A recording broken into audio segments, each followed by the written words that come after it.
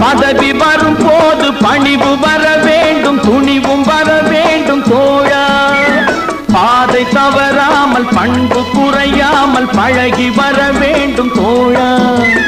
அன்பே உன் அன்னை, அறிவே உன் தந்தை, உலகே உன் கோவில், ஒன்றே உன் தேவன்.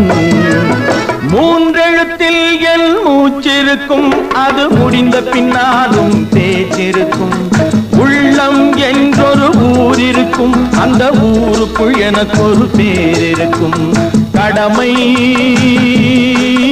அது கடமை, கடமை